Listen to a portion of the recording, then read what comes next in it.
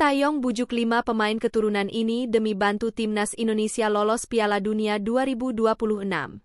Shin Tae-yong membujuk 5 pemain keturunan tambahan demi membantu timnas Indonesia lolos Piala Dunia 2026. Pelatih 53 tahun itu mengindikasikan timnas Indonesia belum akan berhenti kedatangan pemain keturunan berkualitas. Sekarang kita bisa lihat masyarakat sepak bola Indonesia sangat bahagia dengan kehadiran pemain naturalisasi di skuad timnas Indonesia. Kalau performa kami lebih baik lagi, kami tidak akan mudah dikalahkan oleh siapapun, kata Shin Tae-yong kepada awak media, Kamis 26 September 2024. Jadi, memang ada yang bilang proyek naturalisasi menyusahkan pemain lokal, tapi tolong jangan ada yang salah sangka. Kalau kita bisa naik peringkat 50 dunia, mungkin sepak bola Indonesia tidak akan mudah dikalahkan, lanjut Shin Tae-yong. Shin Tae-yong bahkan melihat ada peluang timnas Indonesia lolos Piala Dunia 2026 berkat bantuan pemain-pemain keturunan. Terbukti di 2 laga awal grup C, timnas Indonesia sanggup menahan 2 tim langganan Piala Dunia, Arab Saudi dan Australia. Jika meraih hasil positif saat tandang ke Bahrain dan Cina pada matchday ketiga dan keempat, peluang timnas Indonesia ambil bagian di Piala Dunia 2026 semakin besar. Langkah timnas Indonesia ke Piala Dunia 2026 semakin mudah jika setelah Mees Hilgers dan Eliano Reijnders hadir, ada pemain top lain yang gabung skuad Garuda. Setidaknya ada 5 pemain yang diharapkan segera gabung timnas Indonesia.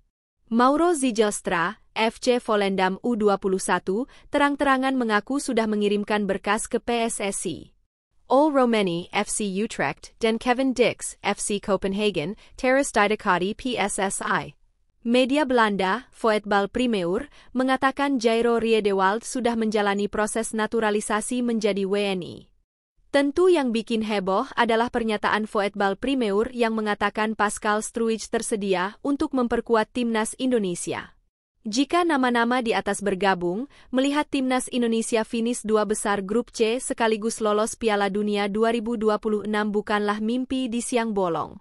Diprediksi, tim skuad Jepang pun takkan mudah menumbangkan timnas Indonesia jika Ula Romeni dan kawan-kawan gabung skuad Shin Tae-yong.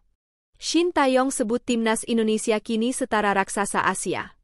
Perjalanan timnas Indonesia dalam beberapa tahun terakhir telah menjadi cermin kebangkitan sepak bola Asia Tenggara.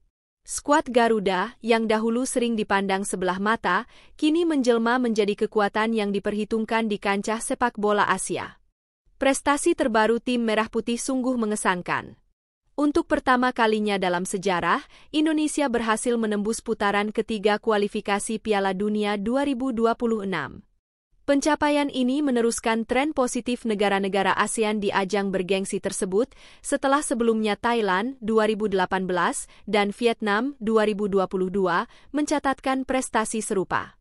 Namun, yang lebih mengejutkan adalah performa timnas Indonesia di babak kualifikasi ini.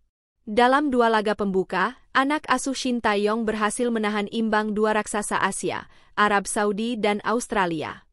Kedua tim ini merupakan peserta Piala Dunia edisi terbaru, menjadikan hasil imbang ini sebagai prestasi yang luar biasa dan membuat dunia sepak bola terkesiap. Shin Tae-yong, sosok di balik transformasi timnas Indonesia, memberikan pandangan menarik tentang perkembangan ini. Pelatih asal Korea Selatan ini mengungkapkan, dulu di Korea ada anggapan tim Asia Tenggara bisa dikalahkan 3-0 dengan mata tertutup. Tapi sekarang, era itu sudah berakhir.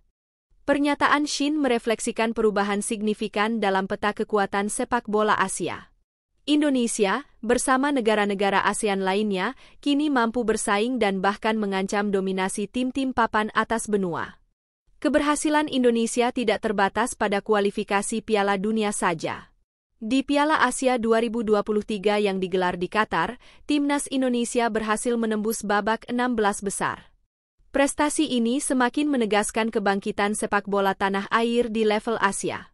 Peningkatan kualitas timnas Indonesia tentunya hasil dari berbagai faktor. Investasi yang lebih besar dalam pengembangan pemain muda, perekrutan pelatih berkualitas tinggi seperti Shin Tae-yong, dan paparan terhadap kompetisi level tinggi telah berkontribusi besar terhadap kemajuan ini. Shin Tae-yong sendiri optimis dengan potensi timnya. Dalam hal penguasaan bola, mungkin Korea akan unggul 60-40 jika bertanding melawan Indonesia, ujarnya. Tapi jangan salah, timnas Indonesia sekarang bukan lawan yang bisa diremehkan begitu saja.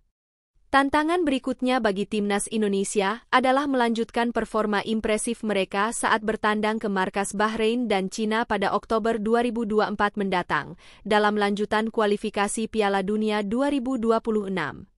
Kedua laga ini akan menjadi ujian sekaligus kesempatan bagi skuad Garuda untuk semakin memantapkan posisinya sebagai kekuatan baru sepak bola Asia. Melihat perkembangan ini, tidak berlebihan jika dikatakan bahwa timnas Indonesia telah membuka lembaran baru dalam sejarah sepak bola nasional. Garuda kini terbang tinggi, siap mengukir prestasi lebih gemilang di panggung internasional, dan menjadi inspirasi bagi negara-negara ASEAN lainnya untuk terus berkembang dan bersaing di level tertinggi.